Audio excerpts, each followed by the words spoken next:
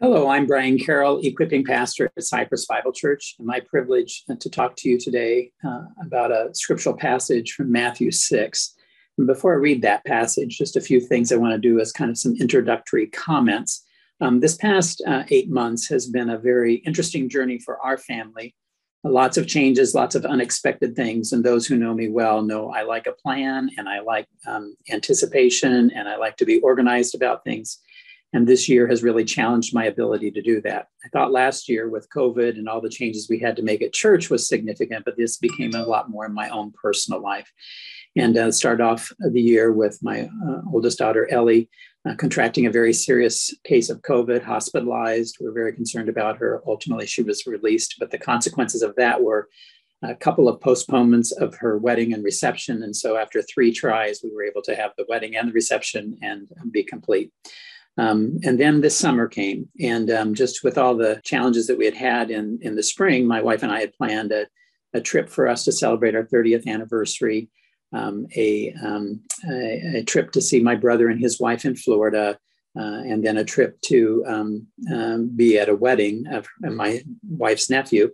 And so we had all those things planned and purchased. And in the midst of all of that, and as the summer was approaching, we get a call that Elizabeth, my wife's stepfather, has passed away. And it happened to be at the same time that his wife, Betsy, Liz's mother, was at our home visiting. And so she was apart from him. And that just hit a whole bunch of things. Was our whole summer plans going to have to be changed and adjusted? And I got to admit, my initial reaction was one of panic and anxiety and not necessarily one of trust and trying to work out the details and that sort of thing.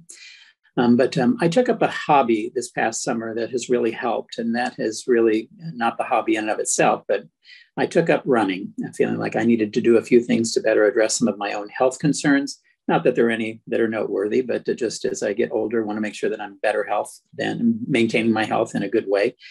And during those times, I began to focus a lot more on contemplating and prayer and just thinking about things. And it was a time where I really just separated myself from the world and really had a little bit more time to interact with God and just to sense where he was leading and directing me. And one of the things that was a byproduct of that time was really the whole concept and the idea of taking one day at a time. Oftentimes for me, I think it's true for most everyone, when we look at the big picture and all the things that are possible down the road, it sometimes can be overwhelming. And it's easy to think about all the things down the road and eliminate unintentionally the role that God can and will play in helping us to get through that. Somehow it's easy for me, maybe it is for you too, to focus on all the things we feel like we need to do and kind of jump into that self-reliant mode and that self-determination and responsibility mode. And so my time of running has helped me to kind of begin to challenge some of that. And a passage that really kind of speaks to this issue, which has been helpful to me as well, is actually taken from Matthew 6. And it's Jesus' own words.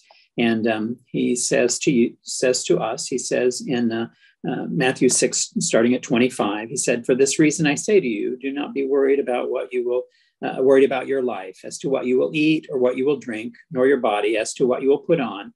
Is not life more than food and the body more than clothing?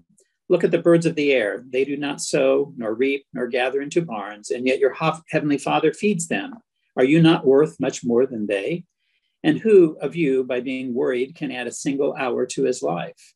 And why are you worried about clothing? Observe how the lilies of the field grow. They do not toil, nor do they spin. Yet I say to you that not even Solomon in all his glory clothed himself like one of these. But if God so clothes the grass of the field, which is alive today and tomorrow, is thrown into the furnace, will he not much more clothe you, you of little faith? Do not worry then, saying, what will we eat, or what will we drink, or what will we wear for clothing? Or I would add, what will I do next week, or what will I do next month, or how will I make sure this happens, or how am I going to handle this? Those would be my questions that I have. It says, for the Gentiles eagerly seek all these things, for your heavenly Father knows what you need in all of these things. But seek first his kingdom and his righteousness, and all these things will be added to you.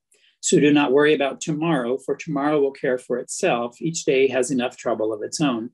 And so really the whole idea of to seek first his kingdom and his righteousness, and all these things will be added to you, is really the key idea that has really helped me. And I try to. I run every morning, so that's a good time for me. I try to say, God, help me today to seek to honor you, to make choices that are focused on meeting the needs of today, that see your provision in that day, and to worship you in the midst of that. And I always ask him to help prevent me from getting too far ahead of myself or too far ahead of him, because that's when I tend to do things that tend to create worry or anxiety and those sorts of things. And so as I think today about all the things that we're experiencing in our world, I think of the people in Afghanistan, I think of the people that are in Louisiana, I think of all the people who are hospitalized because of COVID. It's easy for us all to just look at kind of a doomsday sort of picture for the future. And indeed, without Christ in our life, maybe that's how it would be. But I think the important thing is for me, I think it's important for you too, is that we seek first his kingdom and his righteousness, and all these things will be added to you. And so I think that gives me a peace to know that God is in charge and God is in control and God is worthy of praise, and he will help me, whatever that help means. It doesn't mean that I'll be prevented from struggle or pain or difficulty. We know that those who've been faithful followers of Christ for years have experienced all those things. But it means in the midst of those that we can have comfort and strength, and that he will walk beside us.